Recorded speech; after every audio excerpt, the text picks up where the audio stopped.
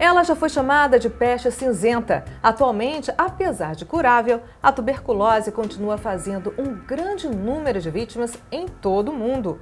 No programa de hoje, vamos conhecer um pouco mais sobre essa doença, como tratá-la e as formas de prevenção.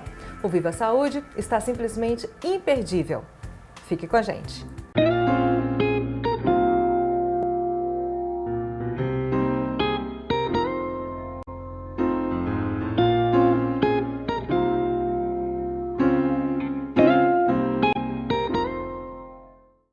Tuberculose é o tema do programa de hoje e nós convidamos sempre o solícito médico na área de pneumologia, o doutor Alexandre Araruna. Muito obrigada mais uma vez, Alexandre, por ter aceito o nosso convite. É sempre um prazer, Márcia. Explica pra gente, principalmente para quem está em casa, o que é a tuberculose, Alexandre? Bem, Márcia, na verdade a tuberculose é uma doença que é caracterizada por infecção. É fato que às vezes ela se comporta um pouco diferente dependendo do paciente, dependendo do momento da doença.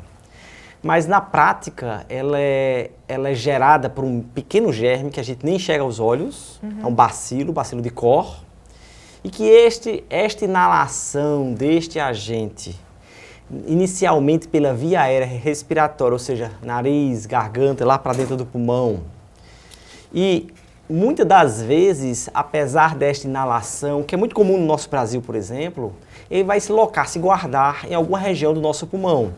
Na grande maioria das vezes, inclusive, Márcia, não vai ter nenhuma outra repercussão ao longo da vida desta pessoa. Mas uma outra parcela, este mesmo germe, que em outros ficou apenas dormindo escondido, ele vai se manifestar. E aí ele vai dar, por exemplo, no momento, a tuberculose pulmonar, que é a mais comum. A cada 10 pessoas que têm tuberculose no mundo, por exemplo, 8, mais ou menos, têm a tuberculose do pulmão. E essas duas outras pessoas, e aí são as diferentes formas de tuberculose. Quais são essas E aí, formas? exatamente, dependendo para o órgão em que ele vá, esse o mesmo bacilo que resolveu sair do pulmão e ir para outro órgão, por exemplo, a pleura, que é aquele saco plástico que costuma envolver o pulmão e dá água na pleura, por exemplo. E aí, quando ele cair naquela pleura, vai dar a tuberculose pleural. Se for para o osso, tuberculose óssea. Se for para, digamos, os linfáticos, que é a defesa da gente, tuberculose do linfonodo. E ela pode ir em qualquer parte do corpo, rim, cérebro, garganta, todas as partes do nosso corpo. Então, a depender do órgão em que esse germe for cair, vai dar a famosa tuberculose da região, o que é menos comum, por exemplo, em relação à tuberculose pulmonar. Ela é uma doença fácil de tratar, Alexandre? E quais os tipos de transmissão da doença? Na verdade, o primeiro raciocínio da gente, Márcia, tem que ser, ela é fácil, diagnóstico, e se a gente for para os dados do Ministério da Saúde, a gente vê que aqui no Brasil, a cada 10 pessoas que chegam com a doença, a gente consegue diagnosticar em 8 pessoas. São números importantes. Então, olha, a gente já tem uma limitação para fechar diagnóstico. Porque ela, como eu falei, ela se camufla de diversas formas, inclusive às vezes nem apresenta-se. E uma vez diagnosticado, e aí vem a parte que você me pergunta do tratamento, aí a nossa colocação maior é que este tratamento, na grande maioria das vezes, vai durar por volta de 6 meses. E aí onde é que está alguma das dificuldades? Porque às vezes o paciente, ele não está bem instruído a respeito da doença, ele pode se incomodar em saber que vai ter que tomar um remédio diariamente, pelo menos pelos seus próximos 6 meses de vida. E se você levar em conta que os remédios às vezes dão alguns efeitos, aí a gente sabe que às vezes tem uma certa dificuldade. Mas esses pacientes que adotam o tratamento correto, e logo ao início da doença, Márcia, esses mais frequentemente não ficarão com qualquer cicatriz ou sequela desta tuberculose pulmonar, que é o nosso momento da conversa. E como diagnosticar a doença? Fácil, os exames? Quais são os exames que geralmente são solicitados? Até porque a tuberculose, ela pode ser confundida com uma gripe. Exatamente, Márcia. Essa sua colocação é muito boa, porque imagine que agora eu estou falando da tuberculose do pulmão. Porque digamos que seja a tuberculose do osso. Eu não vou atrás do escarro do paciente. Eu possivelmente vou ter que fazer uma biópsia daquele osso. Se for a tuberculose renal, o mesmo raciocínio. Mas vamos falar da tuberculose pulmonar, que é a mais frequente. Então imaginemos que esse agente cai dentro do pulmão e lá ele inflama. Ele forma, digamos, uma ferida. Esta ferida tem secreção. É o famoso catarro. E neste catarro, se a gente conseguir mandar o paciente escarrar para fora, é óbvio, e aí fazer uma leitura deste escarro, é a grande chance, uma das melhores inclusive, de a gente detectar a presença do bacilo no escarro e, por consequência, fechar diagnóstico. Mas existem outras armas também que a gente se utiliza. Algumas das pessoas que estejam talvez assistindo vão lembrar que existe aquele exame, aquele teste de Mantoux, aquele que toma uma gotinha de uma injeçãozinha debaixo da pele do braço esquerdo e lá vai crescer ou não, se tiver, digamos, reconhecimento do bacilo nesta pessoa ou não, no caso, não crescer nada.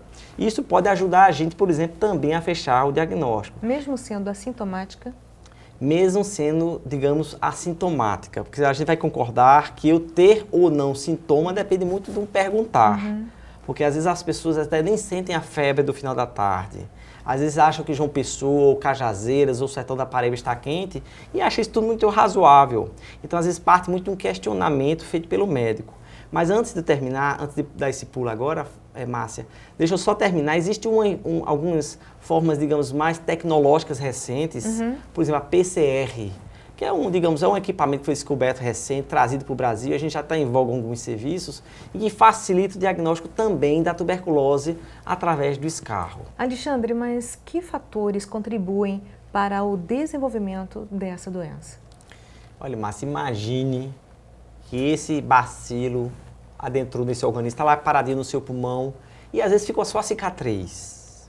Este organismo, e o que uma boa parcela da população vai guardar com ela, é a cicatriz. Às vezes calcificada, inclusive. Às vezes as pessoas batem no consultório ansiosas que encontraram um nódulo no pulmão calcificado. Esse não tem valor nenhum. Mas algumas vezes, e aí pode acontecer, Márcia, esse mesmo bacilo, que ele não foi calcificado, não foi morto, mas ele apenas, digamos, adormeceu. Vamos usar esse termo. Adormeceu. Ficou guardado ali por 5, 10, 15, 20 anos. Lá na frente, vai que essa pessoa tem uma baixa de defesa. E aí algumas doenças, para facilitar o entendimento, que significam baixa defesa. Por exemplo, o paciente que tem a diabetes descompensada, o paciente que às vezes faz diálise, o paciente que está tomando alguma medicação que faz baixar a sua defesa. Por exemplo, o HIV. Então são momentos da vida, entre outros inclusive, às vezes não tão claros e encontrados, mas que baixa a defesa. E aí este bacilo, o agente da tuberculose, ele se aproveita daquele momento, Márcia, e aí ele começa novamente a se estimular, a crescer. E daí ele pode, dali, daquele próprio, digamos, aquela semente que ficou guardada, adormecida por aquele tempo todo, ele pode voltar a florescer. Não só no pulmão, porque foi a via de entrada inicial, mas como qualquer outra parte do organismo. Mas, obviamente, como eu falei desde o início, mais frequente no pulmão. Cigarro, álcool, tudo isso também contribui. Falta de exercício, ou seja, o sedentarismo, enfim.